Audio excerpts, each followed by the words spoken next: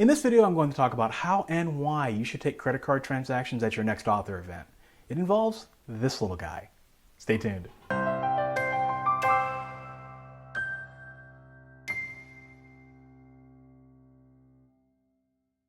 Credit cards. Indie authors don't have to think about them too much because most of our sales are online anyway. People pay for ebooks with credit cards. They buy books on Amazon with credit cards. But what about author events? Times are changing. Few people carry cash anymore. I certainly don't. And if you don't have the ability to take credit cards in person at your next author event, or at any event, you're losing out on sales. It used to be a pain to take credit cards. You'd have to have a merchant account with your bank, and you'd have to pay for special equipment and pay a lot of transaction fees. But it's not that difficult anymore. Enter Square, a credit card reader that links to your PayPal account or bank account and allows you to accept credit cards with just a swipe. How cool is that? Thousands of retailers and artisans use Square every day to run their businesses, and I guarantee you've probably seen one but maybe didn't know what it was. I've had my card reader for about 3 years now, and it has been invaluable to me. Here's how it works. First, you go to the Square website, order your card, and sign up for an account. The settings are pretty self-explanatory. Next, you can create your products and set a price for them. This is mainly to help you stay organized, but also so that when you sell your products to customers, your receipts will have an accurate description of what they actually bought. You'll also want to set the sales tax rate for your area because while Square will charge the sales tax, you will be responsible for reporting it to your local government. Next, you download the Square Register app to your phone. After that, you gather your two card readers. Square comes with a MagStripe reader that reads magnetic strip credit cards. This goes into the headphone jack of your phone.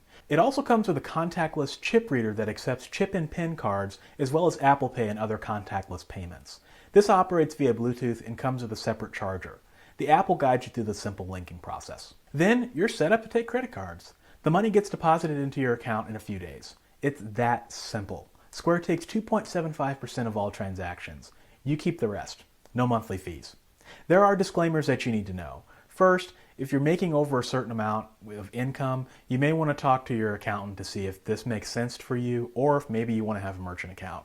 Square may not be a good fit for everyone. Next are credit card changes, major credit card changes. Last year, Europay, MasterCard, and Visa implemented the EMV shift, which governs how merchants are supposed to handle credit card transactions.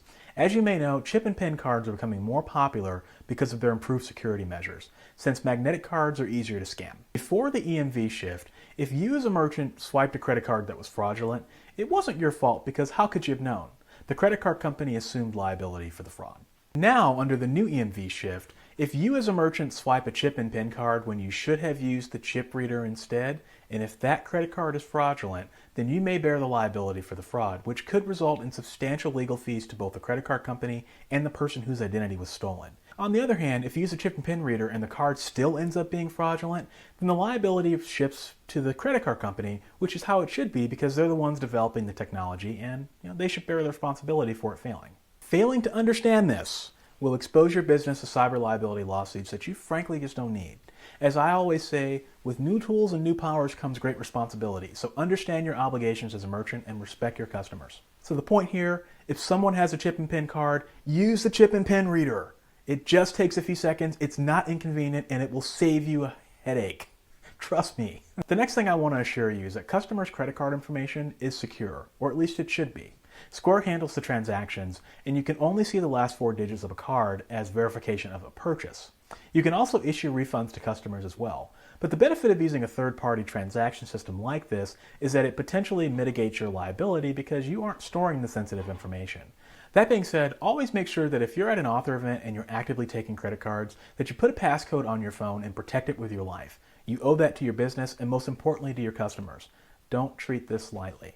And lastly, I should tell you that on average, using a credit card reader has improved my sales at author events by around 15 to 20% on average. The $49 cost of the card reader has more than paid for itself. So that's why you should consider using a credit card reader. To get started with your Square reader today, go to www.square.com. Links are in the video description. That's it for this video. And if this is your first time watching, I'd love to have you subscribe. And if this video helped you in some way, do me a favor this week and click the like button. Thanks for watching.